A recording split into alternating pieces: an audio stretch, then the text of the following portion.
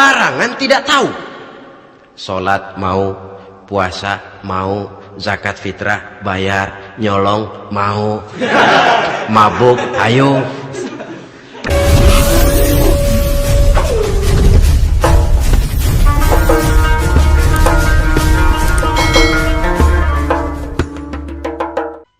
Assalamualaikum warahmatullahi wabarakatuh. Waalaikumsalam warahmatullahi wabarakatuh.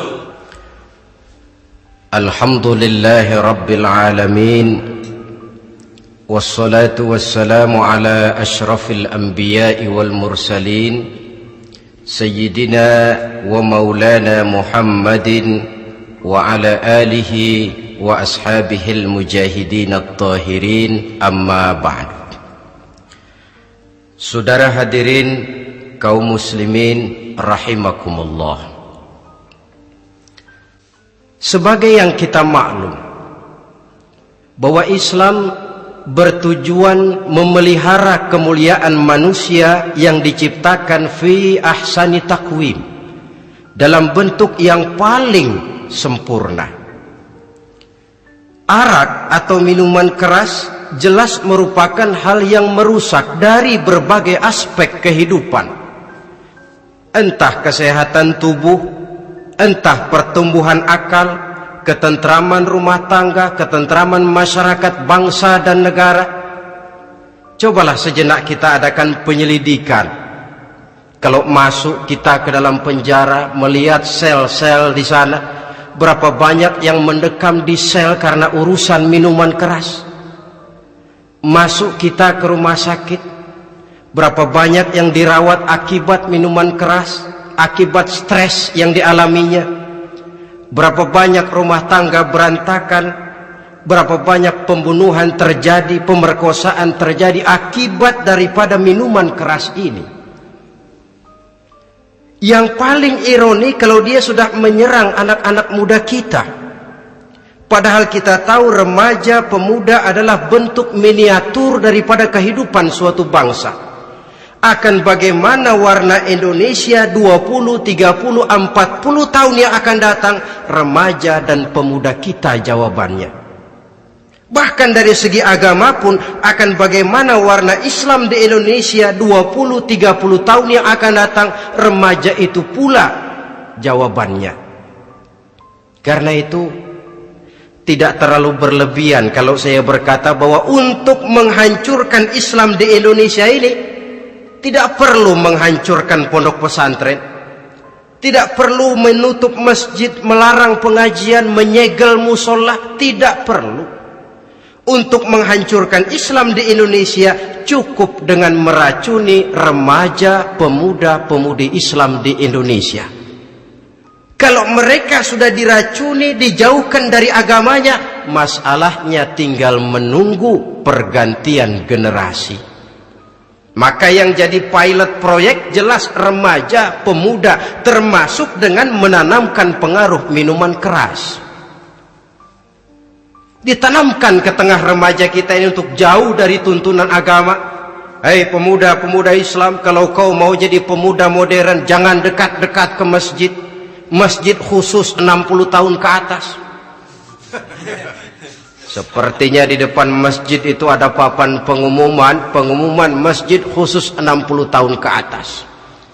Baca Quran kolot. Seiring dengan itu lalu modernisasi diartikan dengan westernisasi. Kau tidak akan bisa jadi pemuda modern sebelum semua yang datang dari barat kau telan mentah-mentah. Kau harus bisa bergaul seperti orang barat, berumah tangga macam orang barat, makan minum seperti orang barat. Kalau nyanyi lagu barat yang orang lain gak ngerti, kamu juga gak tahu.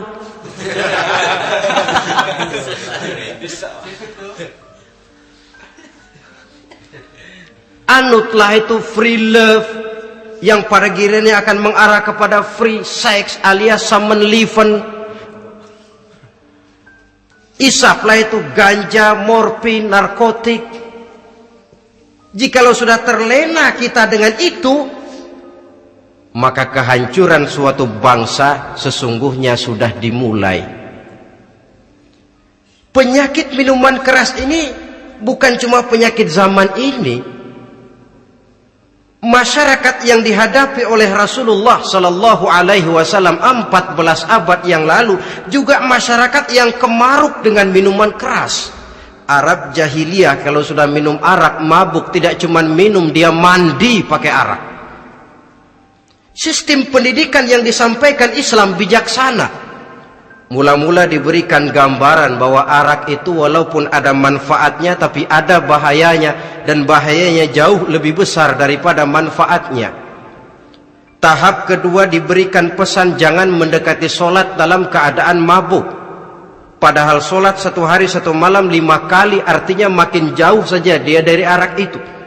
Pada saat kondisi iman sudah memungkinkan, barulah turun vonis bahwa arak itu najis, perbuatan setan, jauhi.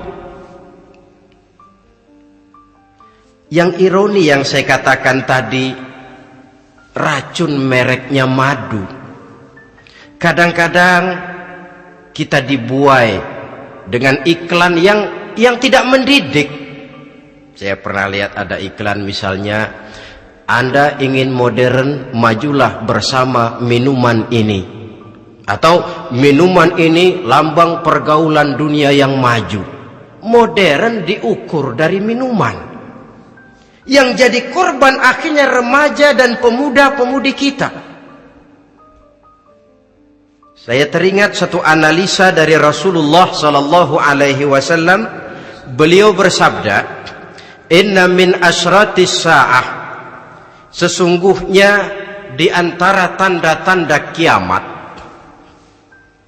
Apa kiamat itu? Dalam arti yang umum, kiamat itu saat dimana alam ini hancur, bumi gempa, air laut tumpah ke darat, gunung meletus, planet-planet bertabrakan, lalu semua yang bernama hidup mati. Itu kiamat beneran. Saya nggak mau cerita kiamat beneran, sebab saya sendiri nggak kepengen ngalamin. Yang sering kita ngalami ini kiamat kecil-kecilan, kiamat mini. Apa kiamat mini itu? Hancurnya sendi-sendi kehidupan sosial. Maksiat merajalela, munkarat menjadi-jadi. Yang ma'ruf dianggap munkar, yang munkar malah menjadi ma'ruf. Yang salah disanjung-sanjung, yang benar dicaci maki. Tuntunan dianggap tontonan, tontonan malah jadi tuntunan. Kan kiamat kalau sudah begitu. Penjungkiran nilai. Kenapa hal semacam ini bisa terjadi? Penyebabnya kata Nabi, pertama ayyurfa'al ilmu. Ilmu diangkat oleh Allah. Bagaimana cara Allah mengangkat ilmu dan apa maksudnya itu? Allah mengangkat ilmu itu, saudara, caranya pertama dengan mewafatkan ulama. Makin banyak ulama wafat, makin banyak ilmu ditarik. Yang kedua, kurangnya minat orang untuk belajar agama. Kalau sudah klop macam itu, artinya agama sudah disudutkan ke pojok-pojok kehidupan. Agama cuma sekedar tinggal dekorasi. Agama cuma seminar, cuma kongres, cuma muktamar. Tapi bahwa agama merupakan realita dalam kehidupan, itu tidak pernah terwujud. Kalau ulama sudah tiada, minat orang belajar agama berkurang, maka ajaran Allah tidak lagi didengungkan orang. Dikala itu, wa yudharal jahlu, akan muncullah kebodohan. Nampak kebodohan di mana-mana. Muncul permissive society, masyarakat yang merasa boleh hidup dengan kaedah serba boleh. Tidak ada halal, tidak ada haram, tidak ada hak, tidak ada batil, semuanya serba boleh. Kalau sudah begitu kondisi masyarakat, terjadilah apa yang dianalisa oleh Nabi. Dikala itu wayabsu zina, zina dikerjakan berterang-terangan. Orang sudah tidak punya malu. Hidupnya sudah pakai prinsip punya kuping kebo. punya muka tembok, punya kulit badak. Kalau juga dikasih tahu, malu dong kau tinggal serumah belum nikah. Malu sama siapa? Masyarakat. Allah, masyarakat cuek aja.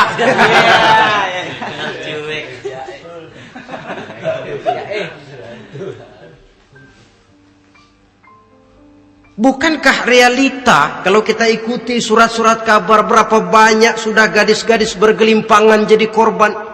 Berapa banyak bayi-bayi yang lahir ke alam ini tanpa harus tahu kemana dia mesti manggil bapak, yang akhirnya mengalami keterakisan, dimasukkan ke dalam kantong plastik, dibuang ke tempat sampah.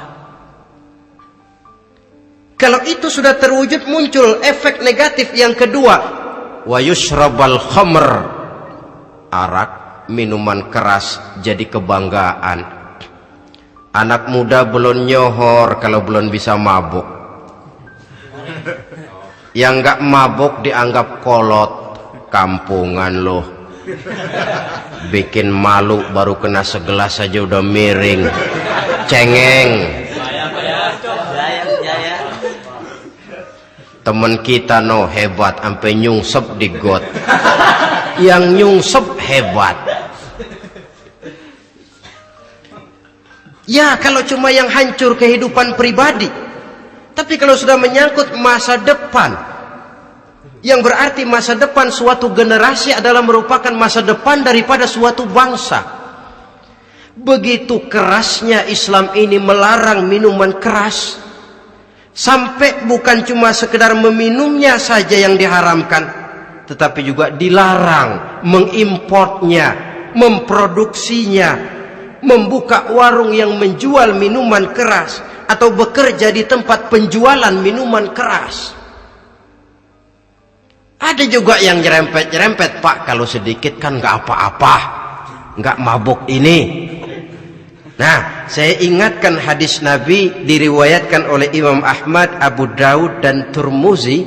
Nabi bersabda, ma askara kathiruhu faqaliluhu haramun. Apa yang banyaknya menyebabkan mabuk, sedikitnya pun tetap haram hukumnya. Memang barangkali mungkin ada manfaatnya, tetapi bahayanya jelas lebih besar ketimbang manfaat yang bisa timbul daripada jenis minuman keras itu sendiri. Dalam hadis lain Nabi pesankan, man kana yu'minu billahi wal yawmil akhir fala yaq'udu ala ma'idatin taduru 'alaiha al-khamru. Siapa yang beriman kepada Allah dan beriman kepada hari akhirat, jangan dia duduk di dalam satu pertemuan yang di dalam pertemuan itu diedarkan minuman keras. Masuk ke dalam lingkungan macam itu saja tidak diperkenankan. Kenapa? Asyariku fi syarri syarrun. Bersekutu dengan kejahatan, jahat juga hukumnya. Semalam kamu mabuk ya? Enggak, temen, saya cuma ngebeliin aja kok. Apalagi ngebeliin.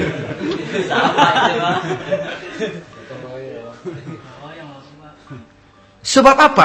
Dalam keadaan mabuk, orang tidak lagi bisa berpikir secara logik.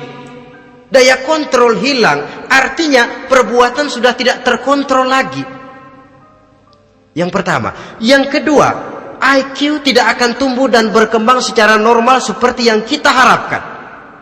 Yang ketiga, harga diri akan runtuh, hancur di tengah masyarakat. Bayangkan kalau tengah malam kita digotong orang, diantar ke rumah kita. Dengan kondisi macam itu masih punya muka kita untuk tegak di tengah masyarakat. Masih punya harapan kita untuk tumbuh menjadi pemimpin, sementara orang terkenang, ini kan yang kemarin malam gua gotong, dia lagi mabuk. Harga diri, kepribadian. Jangan lupa saudara, kita hidup di tengah masyarakat.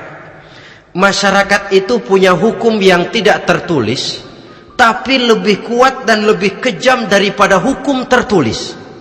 Orang bilang, sekali arang tercoreng di dahi, seumur hidup orang akan tetap ingat.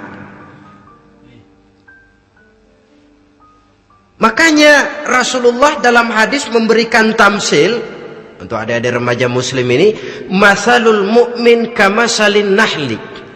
Perumpamaan orang yang beriman itu persis seperti tawon. Mentalitas orang mukmin persis tawon.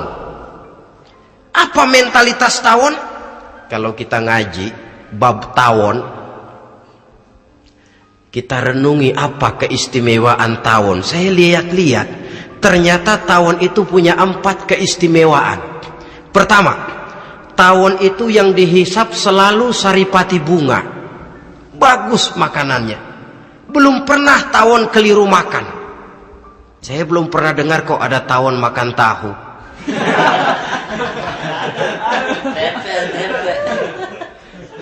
Yang dimakan selalu saripati bunga. Artinya apa? Orang mukmin perutnya itu perut selektif. Yang dimakan yang baik-baik, yang diminum yang baik-baik. Yang baik menurut agama itu adalah yang halal, thayyibat. Perutnya selektif, bukan perut asbak. Kalau asbak puntung apa saja masuk ke dalamnya. Tapi mukmin perutnya ini selektif. Daging kambing masuk, tahu masuk, kangkung masuk, kodok minggir, air kelapa minum, kopi minum. Tapi kalau sudah berbau minuman keras minggir. Sebab apa? Makanan dan minuman yang kita masukkan ke dalam perut besar ini akan digiling dalam perut besar, akan melahirkan energi, menggerakkan sel-sel pembuluh saraf. Kalau makanan dan minuman itu terdiri dari yang haram, energi yang ditimbulkan olehnya energi yang haram, mempengaruhi sel-sel pembuluh saraf. Orang akan cenderung berpikir yang haram kalau terlalu sering memakan makanan haram. Kalau sudah berpikir kepada yang haram, perbuatan pun akan mengarah kepada yang haram juga. Contoh kecil aja dah, ada nggak maling mikirin majelis taklim? Karena yang dimakan lebih banyak yang haram, yang dipikir paling-paling nanti malam rumah siapa lagi nih ya? Sudah mengarah ke sana.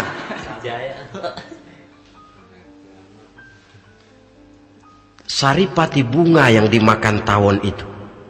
Lalu tawon yang kedua saya lihat yang dikeluarkan selalu madu.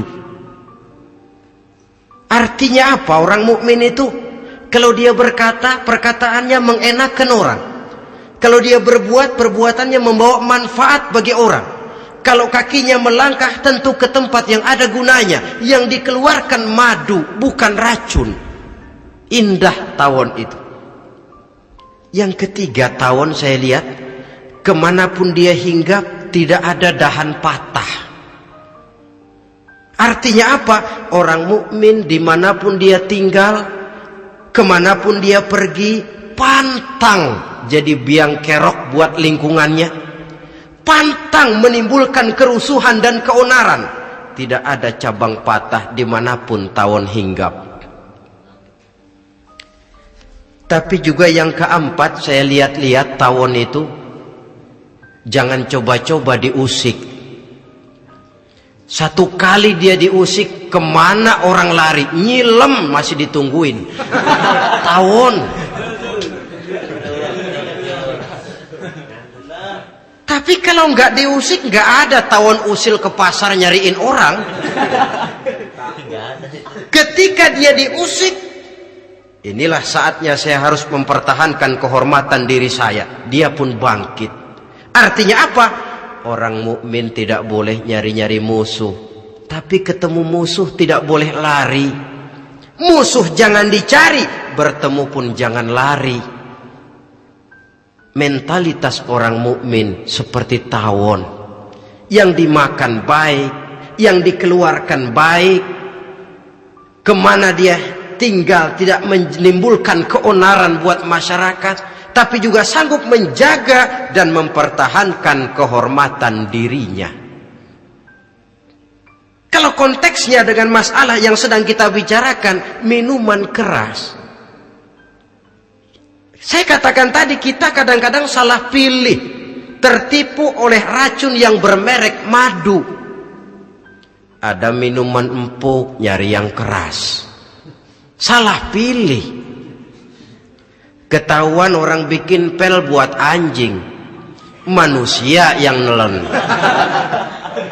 akhirnya miring kayak anjing. Saudara, mari kita renungi An-Nisa ayat 140. Allah Subhanahu wa ta'ala mengingatkan, qad nazzala alaikum fil kitabi an idza sami'tum ayati llahi yukfaru biha wa yustahza'u biha fala taq'udu ma'ahum hatta yakhudu fi haditsin ghairi innakum idzam misluhum. Sungguh, kata Allah, telah diturunkan kitab Al-Quran ini kepada kamu, yang apabila kamu dengar ayat-ayat Allah itu diingkari orang, diejek-ejek orang, fala taq'udu ma'ahum, jangan kamu duduk bersama orang-orang semacam itu. Bagaimana mengejek ayat-ayat Allah? Misalnya, tahu kalau minuman keras itu diharamkan, tapi masih minum juga, itu kan mengejek ayat namanya. Duduk di majelis semacam itu dilarang oleh Quran. Kenapa? Innakum izam misluhum. Kalau kamu juga duduk di majelis semacam itu, kau dan mereka sama saja, kata Quran. Sama saja. Tahu kalau minuman yang memabukkan itu diharamkan agama, tapi diminumnya juga mengejek ayat Allah. Duduk di tengah kelompok mereka berarti ikut mengejek ayat Allah. Dekat saja pun jangan, entahlah lagi sampai meminumnya. Maaf, bukankah Allah menurunkan Al-Quran kepada manusia, kata Imam Al-Ghazali, persis, maaflah, seperti gubernur berkirim surat kepada Pak Lurah. Dalam suratnya Pak Gubernur bilang, Pak Lurah, tolong carikan tanah di daerah Kebayoran untuk sekolah 6.000 meter. Pak Lurah dapat surat dari Pak Gubernur, bangga bukan main. Itu surat sore, pagi, siang, malam dibaca. Ditaruh di tempat yang tinggi. Diberikan minyak wangi, mau diambil dicium dulu. Dibawa dengan penuh hormat dan hati-hati. Tapi tanah yang dipesan Pak Gubernur tidak dicari-cariin. Penghargaan macam apa ini? Nanti gubernur cek, Pak Lurah, siapa? Sudah terima surat saya? Sudah Pak, sudah. Bagus. Lalu bagaimana? Aduh Pak, surat Bapak sore, pagi, siang, malam saya baca. Bagus. Apalagi Lurah? Surat Bapak saya taruh di tempat yang tinggi Pak. Saya pakaiin minyak wangi. Mau saya ambil, saya cium dulu. Saya bawa dengan penuh hormat dan hati-hati. Bagus Lurah. Kau memang hormat sama atasan. Cuman Lurah, tanahnya udah dicariin belum? Nah, yang itu belum tuh Pak. Belum. Kata gubernur, bagus Lurah, besok berhenti lo ya.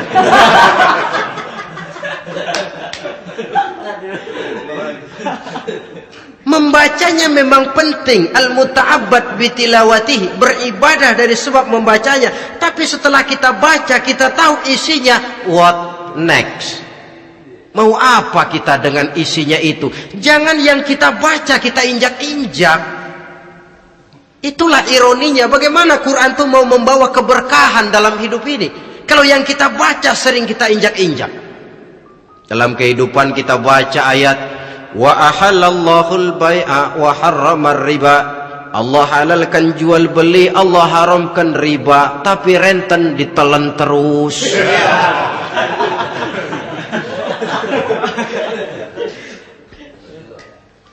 Kita baca ayat, wa'tasimu bihablillahi jami'an wa la tafarraqu. Berpegang teguhlah kamu kepada tali Allah, jangan bercerai-berai. Tapi sesama muslim pelotot-pelototan jalan terus. Janganlah yang sesama muslim kadang-kadang yang mengklaim dirinya sebagai pemimpin Islam kelihatannya juga sikut-sikutan jalan terus.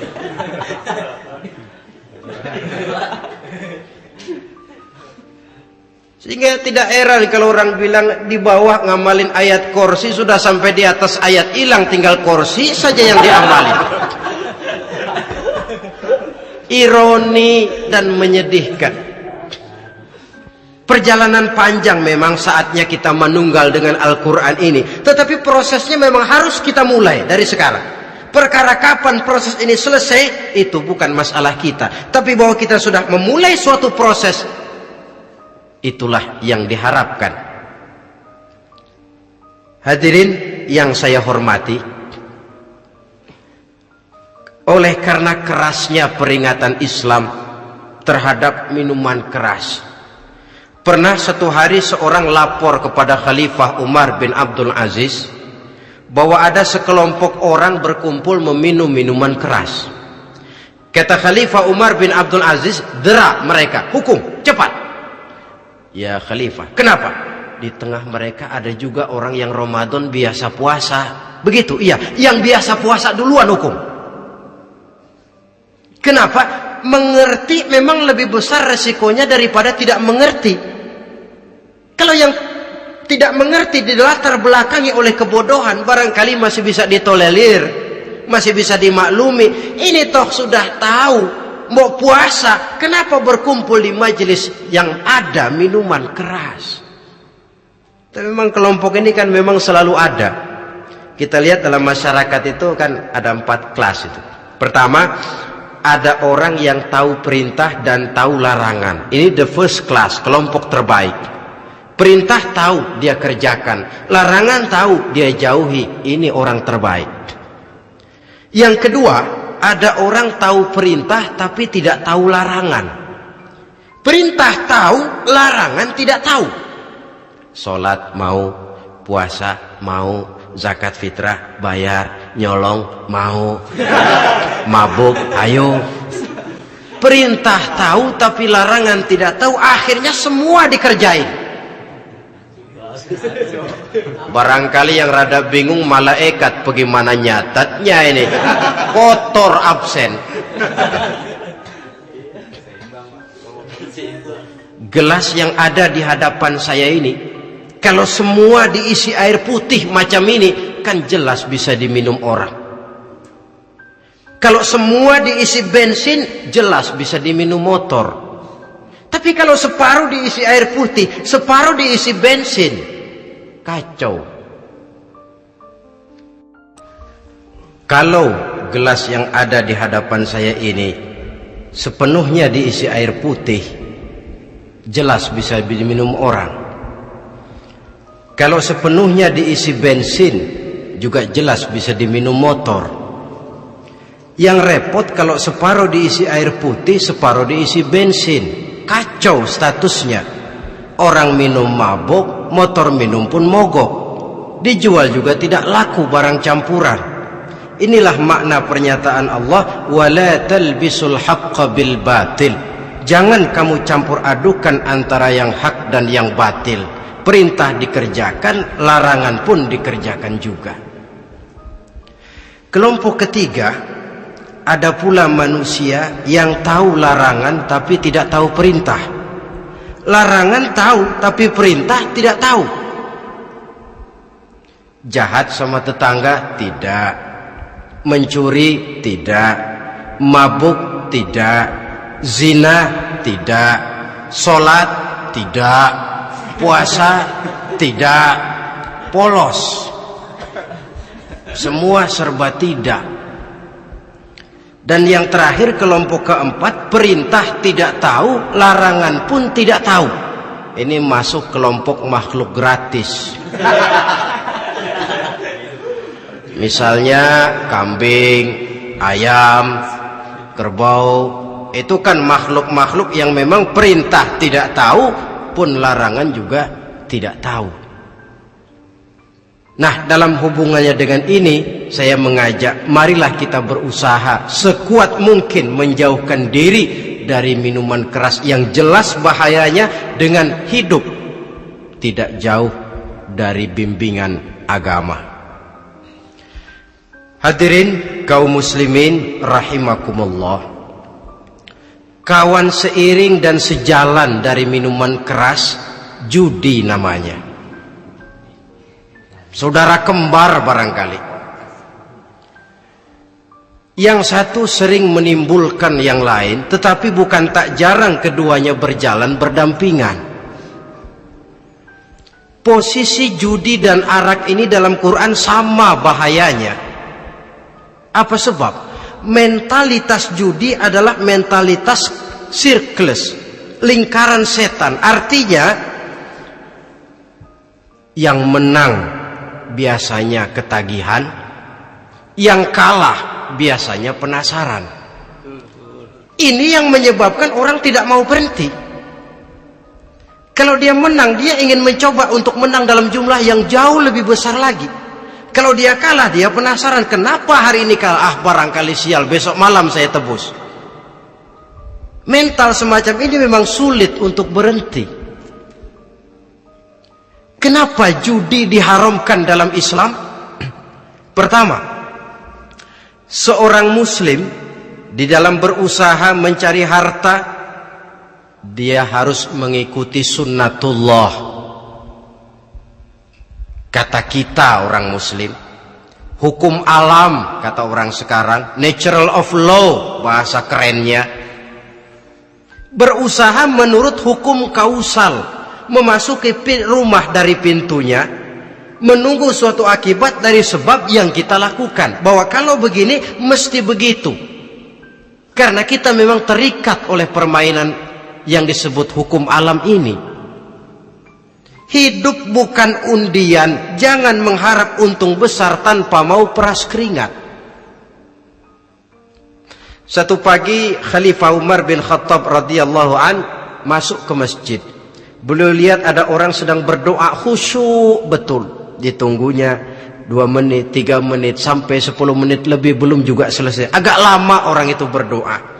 Selesai berdoa, dihampiri orang itu oleh Sayyidina Umar. Beliau tanya, saudara, lagi apa tadi itu? Berdoa ya Khalifah. Minta kepada Allah? Tentu minta kepada Allah. Minta apa kamu? Minta rezeki. Sudah lama? Dari tadi habis sembahyang subuh. Dapat? Belum.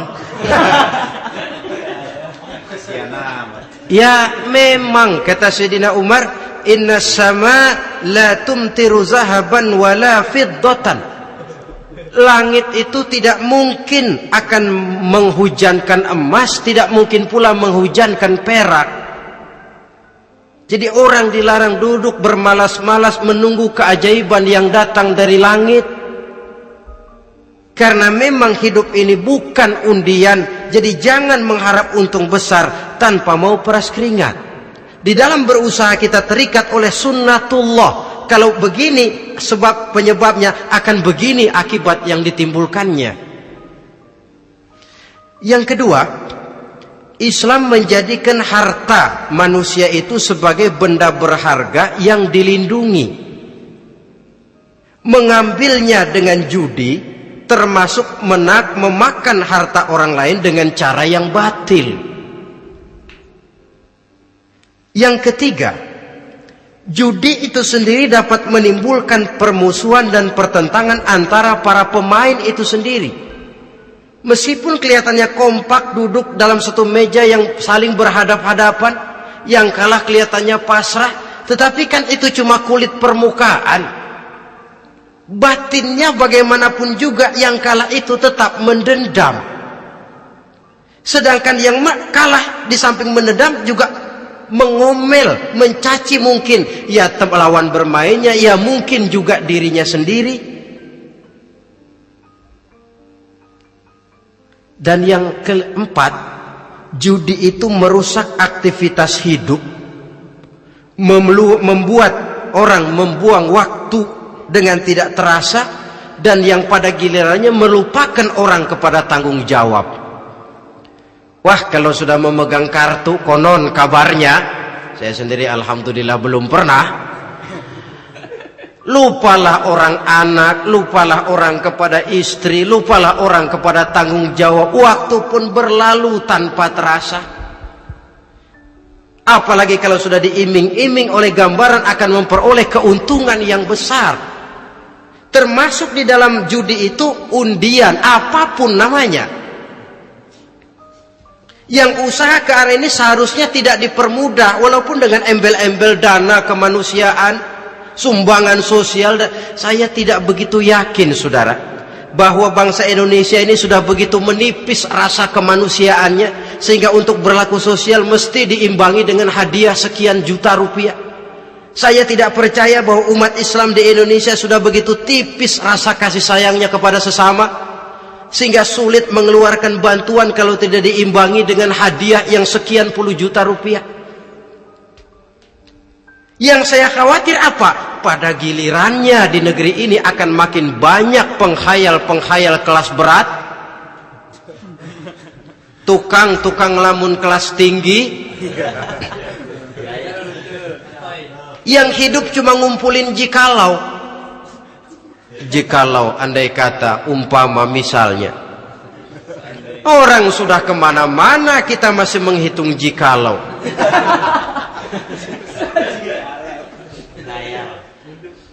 Orang boleh saja mengharap burung terbang tinggi, tapi punai di tangan jangan dulu dilepas.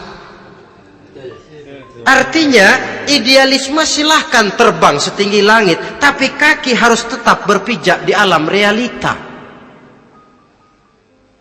Bahwa memang lebih baik makan singkong dalam kenyataan daripada makan roti tapi ngimpi.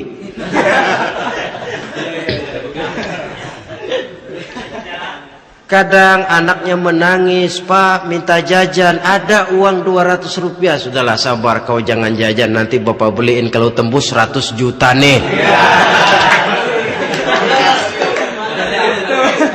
Akhirnya yang 100 juta tidak, anak pun kelaparan. Bukankah akan jadi masalah bagi semuanya?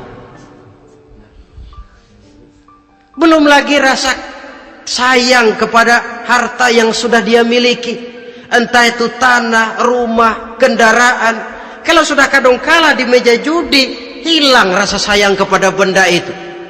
Ada rumah-rumahnya dilelang, ada kendaraan-kendaraan jadi taruhan, ada jam tangan pun copot tanpa terasa. Maka berapa banyak rumah tangga berantakan, istri minta cerai, orang jadi nekat merampok, orang jadi nekat mencuri, korupsi kalau dia pejabat. Akibat apa ini? Pengaruh yang namanya judi. Saudara kaum muslimin, ma'asyiral muslimin rahimakumullah. Itu sebabnya di dalam surah Al-Maidah ayat 90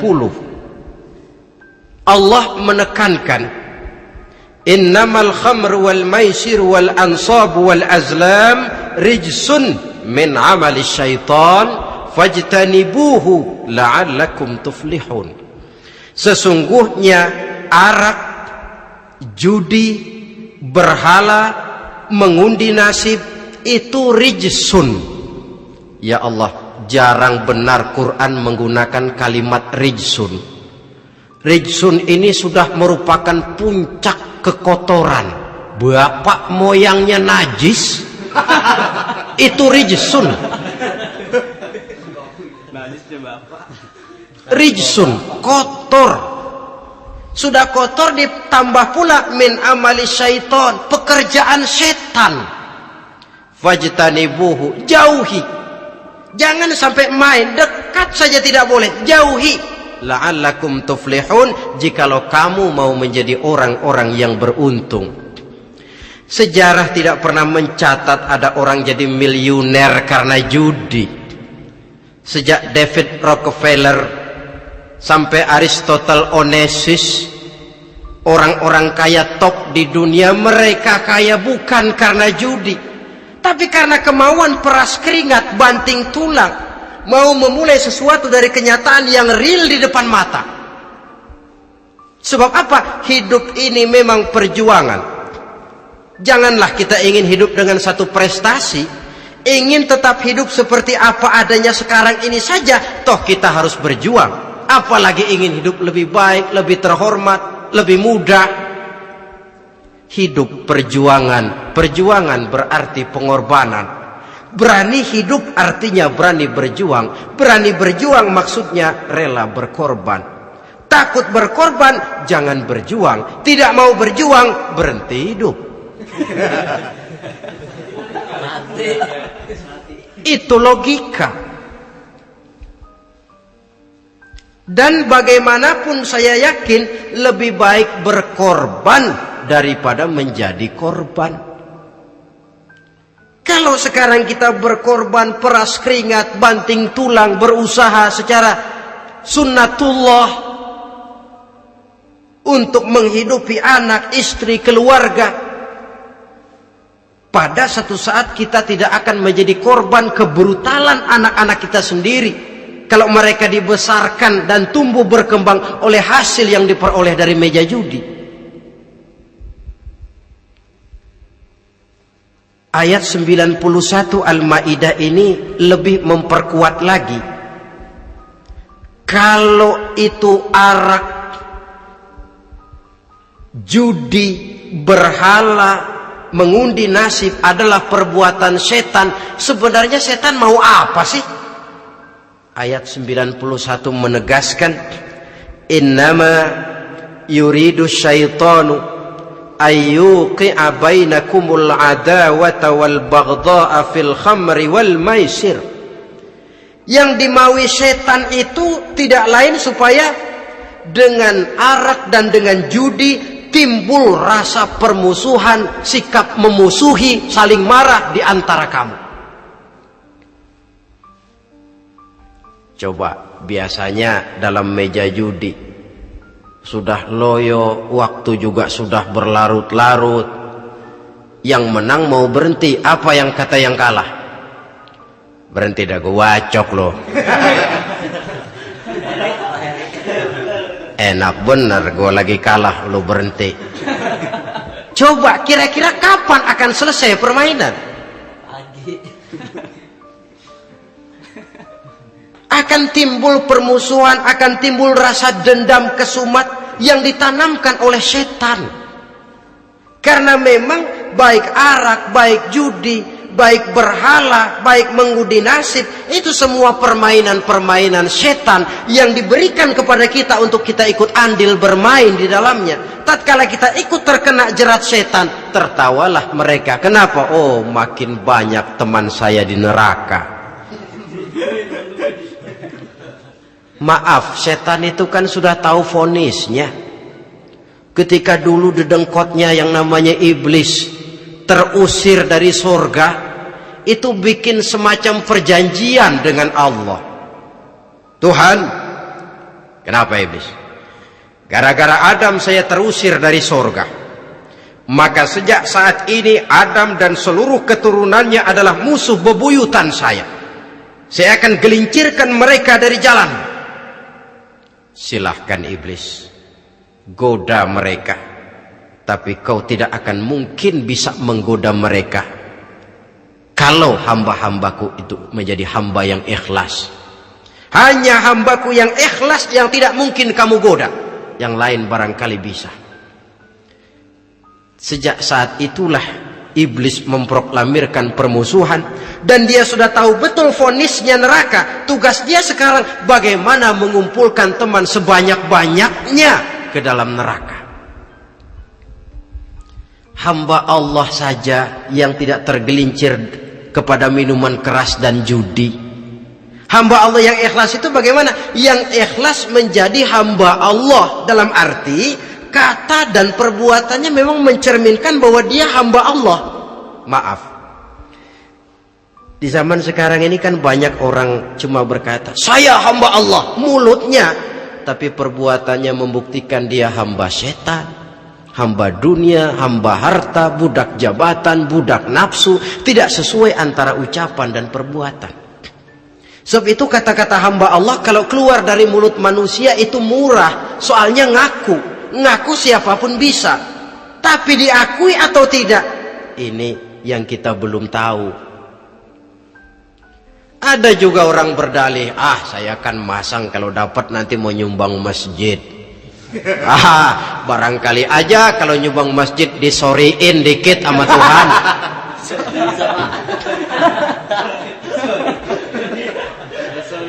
Apa bisa begitu? Saudara, kita tidak mungkin mencuci kain dengan air najis. Innallaha thayyibun, kata Nabi, la yaqbalu illa thayyiba. Allah itu baik dan hanya menerima yang baik. Bahwa dalam Islam tujuan yang baik harus dicapai dengan prosedur yang baik. Bahwa niat menyumbang masjid bagus, tapi hasil daripada judi atau undian tidak akan menyampaikan kita kepada tujuan itu. Tidak boleh mencuri kain walaupun niatnya untuk sholat. Kalau nyolong kain niatnya buat sembayang, dimaafin kali. Walaupun sholatnya sah, mencuri kainnya tetap saja dosa. Islam tidak menghalalkan segala cara untuk mencapai suatu tujuan. Bahwa tujuan yang baik harus dicapai dengan cara yang baik juga. Dan penyakit judi ini juga bukan penyakit baru. Sejak dulu masa jahiliyah judi mereka, saya kira kalau Las Vegas, kota judi Amerika saja barangkali masih kalah dengan cara judi jahiliyah dulu. Mereka kalau sudah judi itu uang. Habis uang, ada punya tanah pasang, taruhan. Habis tanah, ada rumahnya dipasang. Apalagi yang ada? Ternak unta dipertaruhkan. Harta habis, rumah ludes, kebun binasa, ada istri juga dipasangin. Judi.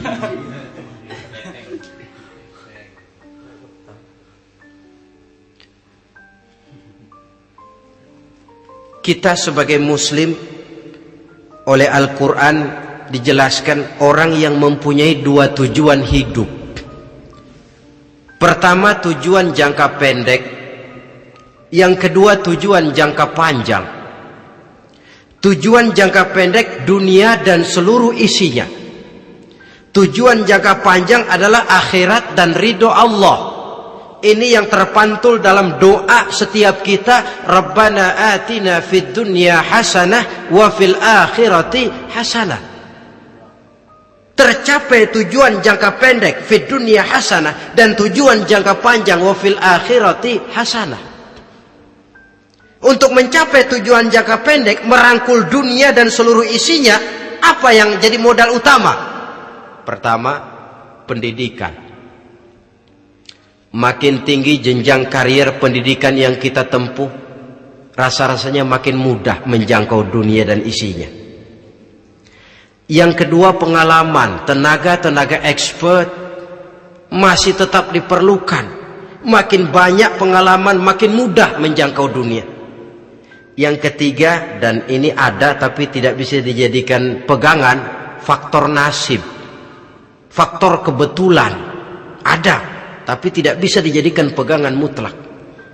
Pendidikan, pengalaman, ingin menjangkau fid dunya hasanah, ini modal utama. Lalu untuk mencapai fil akhirati hasanah, prestasi ibadah. Bagaimanapun tinggi pangkat dan jabatan kita, bagaimanapun banyak gelar kita sandang, tanpa prestasi ibadah, nol besar kita dalam pandangan Allah. Itu sebabnya kita sholat.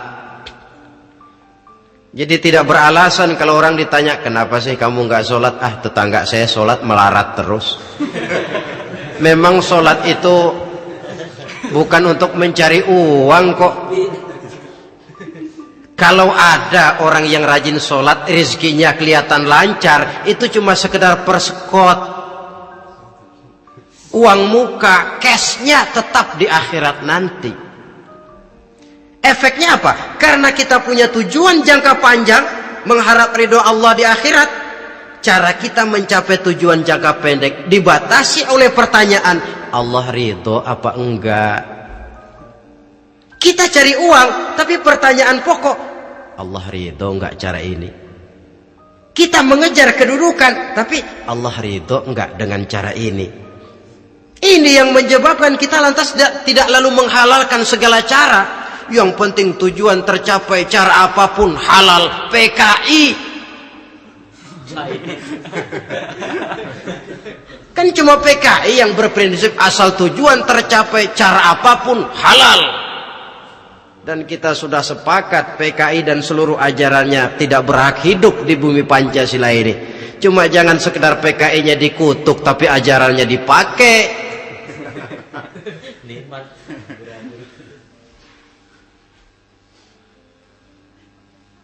Nah, untuk mencapai dua tujuan ini, Islam mengajarkan sistem keseimbangan. Sehingga Nabi sabdakan, "I'mal lidunyaka ka'annaka ta'ishu abada, wa'mal li akhiratika ka'annaka tamutu ghada." Bekerjalah buat duniamu seolah-olah kau akan hidup untuk selamanya, tetapi bekerjalah untuk akhiratmu seolah-olah kau akan mati besok. Jadi kalau kita sudah sholat menghadap Allah, usolli fardul maghrib, Allahu Akbar, ingat seolah-olah kita akan mati besok supaya timbul khusyuknya. Tapi kalau kita sudah bekerja, kuliah, bekerja, belajar di tempat tugas, ingat seolah-olah kita akan hidup selamanya supaya timbul gairah kerja. Jangan dibalik. Di kantor ingat mati, lemas terus. Ngapain kerja sungguh-sungguh bakalan mati. Lagi sholat ingat Duta Merlin, Altiron Plaza, ya kacau. Salah pasang, tidak pada tempatnya. Untuk mencapai fid dunya hasanah ini, Islam mengajarkan tempuh jalur yang mengikuti sunnatullah. Itu yang dihargai oleh agama. Terikat oleh hukum kausal bahwa kalau ini yang saya usahakan hasilnya akan begini. Perkara nanti hasil tidak seperti yang kita harapkan, baik sangkalah kita kepada Allah. Sebab kita tidak tahu rahasia apa di belakang itu. Kadang orang mengeluh, habis saya rajin sholat tapi rezeki seret, berhenti aja dah. Kita tidak tahu rahasia di belakang itu. Pernah hadirin, satu hari seorang petani, dia selesai bekerja di ladang, istirahat. Dia tidur di bawah sebuah pohon beringin. Di sebelah pohon beringin itu ada pohon labu. Dia berpikir, kalau saya lihat-lihat Tuhan nggak adil katanya. Masa pohon beringin pohonnya besar, buahnya kecil.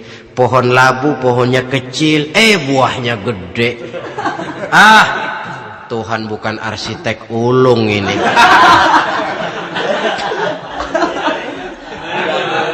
Mestinya supaya enak dilihat, beringin yang pohonnya besar buahnya sebesar buah labu.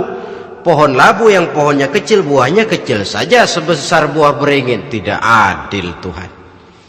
Baru dia selesai berpikir Tuhan tidak adil, jatuh sebutir buah beringin tepat menimpa hidungnya. Dia terkejut. Astagfirullahalazim. Kalau begitu saya sadar katanya, Tuhan benar-benar adil. Coba kalau buah beringin segede buah labu, waduh kayak apa muka saya ini.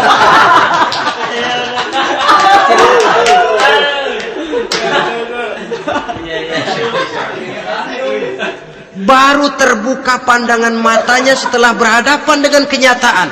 Baru keluar respect. Allah benar-benar adil. Padahal semenit yang lalu dia masih berkata, Tuhan bukan arsitek ulung. Tapi semenit kemudian setelah berhadapan dengan kenyataan yang real dia hadapi, wah Allah benar-benar adil.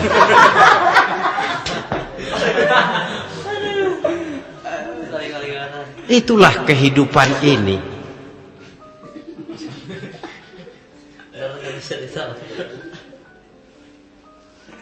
Saudara hadirin yang saya hormati, karena itu baik arak, baik judi, dua-duanya merupakan bahaya laten yang tidak hanya mengancam kehidupan agama, tetapi juga masyarakat, bangsa dan negara, apalagi kalau sudah jatuh kepada generasi penerus. Dan yang bagaimanapun juga saya berpikir sebenarnya remaja, pemuda, pemudi kita cuma korban dari suatu sistem. Sebab ini merupakan tanggung jawab bersama. Ulama mubalik macam saya paling wewenangnya cuma ngomong. Yang punya SK untuk memberhentikan pabrik minuman keras itu kan Menteri Perindustrian. Tangan-tangan eksekutif. Sehingga kalau Nabi katakan man ra'a minkum munkaran falyughayyir biyadihi wa illam yastati' fa bilisanihi wa illam yastati' fa biqalbihi. Apabila salah seorang kamu melihat suatu kemunkaran, termasuk minuman keras dan judi di dalamnya, rubah itu.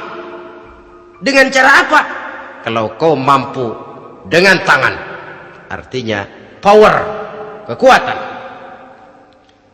Kalau dengan tangan tidak mampu, wah ini orang kalau gue pukul gue yang melintir nih. Umpamanya fabilisani, dengan lidah ngomong. Mas, saya senang sampean tinggal di sini, kampung kami tambah warga, tapi tolonglah jangan bawa pengaruh yang tidak baik. Kalau ternyata bicara pun tidak berani, fabiqalbi, cukup dalam hati, sekurang-kurangnya tidak ikut membenci kemungkaran dalam hati, itulah kadar iman yang paling lemah. Ini secara umum. Tapi kalau hadis ini kita mau adakan semacam, katakan description of job, bahasa kerennya, kita adakan pembagian tugas. Siapa yang harus merombak kemungkaran dengan power? Penguasa, pemerintah, sebab dia punya aparat. Siapa yang merombak kemungkaran dengan lidah? Ulama, kiai, mubalik, ngomong. Siapa yang hanya mengubah kemungkaran dalam hati? Kita umumnya rakyat lemah ini, yang mau ngomong nggak berani tapi hati pegel. Nah, kalau sudah ada pembagian tugas semacam itu, insya Allah masing-masing akan berjalan pada relnya, dan pada akhirnya selamatlah kita, bangsa Indonesia, umat Islam pada khususnya, dari bahaya, baik bahaya minuman keras maupun bahaya judi. Menyelamatkan bangsa dan yang lebih lagi menyelamatkan masa depan kita. Sekianlah saudara pertemuan kita pada saat ini, mudah-mudahan ada manfaatnya. Terima kasih atas segala perhatian, mohon maaf atas segala kekurangan. Usikum wa nafsi bitaqwallah. Wassalamualaikum warahmatullahi wabarakatuh.